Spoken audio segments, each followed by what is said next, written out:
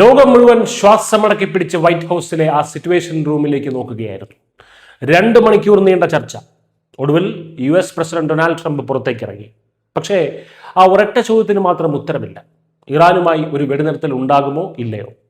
ഒരടി മുന്നോട്ട് വയ്ക്കാൻ ട്രംപ് ആലോചിക്കുമ്പോൾ മറുവശത്ത് ട്രംപിന്റെ വാക്കുകളിലൊട്ടും വിശ്വാസമില്ല എന്ന് പറഞ്ഞ് മിസൈലിലേക്ക് കൈവയ്ക്കുകയാണ് ഇറാൻ.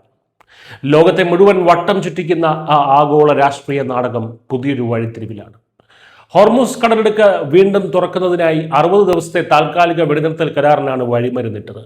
എന്നാൽ കഴിഞ്ഞ വെള്ളിയാഴ്ച നടന്ന അടിയന്തര സുരക്ഷാ യോഗത്തിന് ശേഷവും ട്രംപ് അന്തിമ തീരുമാനമെടുത്തിട്ടില്ല.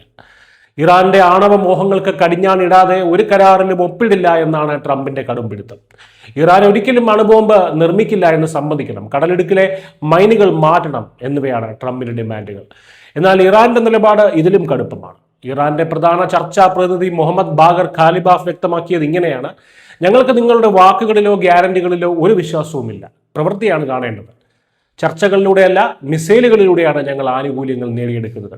ആണവ പദ്ധതികളെക്കുറിച്ച് ഇപ്പോൾ ചർച്ച ചെയ്യാനില്ലെന്നും യുദ്ധം അവസാനിക്കുന്നതിലാണ് തങ്ങളുടെ ശ്രദ്ധയെന്നും ഇറാന്റെ വിദേശകാര്യ വക്താവ് ഇസ്മായിൽ ബഗായിയും കൂട്ടിച്ചേർത്തു. കഴിഞ്ഞ ഒരു വർഷത്തിനിടെ അമേരിക്കയും ഇസ്രയേലും 2 തവണയാണ് ഇറാനെതിരെ ആക്രമണം നടത്തിയത്. കഴിഞ്ഞ ഫെബ്രുവരി 28 നടന്ന വൻ ആക്രമണത്തിൽ ഇറാന്റെ പരമോന്നത നേതാവ് ഉൾപ്പെടെ കൊല്ലപ്പെട്ടതോടെയാണ് ഇറാൻ ഹോർമുസ് കടലിടുക്ക് ഫലത്തിൽ ഉപരോധിച്ചത്. അന്താരാഷ്ട്ര ആണവോർജ്ജ ഏജൻസിയുടെ കണക്കനുസരിച്ച് ആയുധ നിലവാരത്തിലേക്ക് എത്താൻ വെറും ഒരു സാങ്കേതിക പടി മാത്രം അകലെയുള്ള 60% വരെ ശുദ്ധീകരിച്ച 440.9 കിലോഗ്രാം യുറേനിയം ശേഖരം ഇപ്പോൾ ഇറാന്റെ പക്കലുണ്ട്. ഇത് കണ്ടെത്തി നശിപ്പിക്കണമെന്നാണ് ട്രംപിന്റെ മറ്റൊരു വാശി. ഈ 2 രാജ്യങ്ങളുടെ പിടിവാശി കാരണം ബുദ്ധിമുട്ടുന്നത് ഇന്ത്യ ഉൾപ്പെടെയുള്ള ആഗോള സമൂഹമാണ്.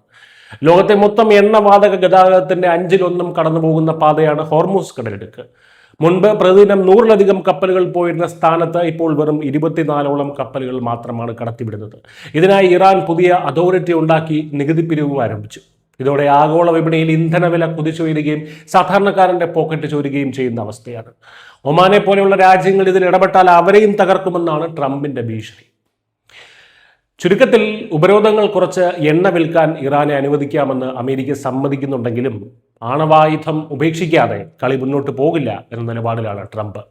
കാശിന് കാശ്, ക്രെഡിറ്റിന് ക്രെഡിറ്റ്, അല്ലാതെ വെറുതെ ഒന്നിനുമില്ല എന്നാണ് ഇറാന്റെ പാർലമെന്റ് സമിതി വ്യക്തമാക്കുന്നത്.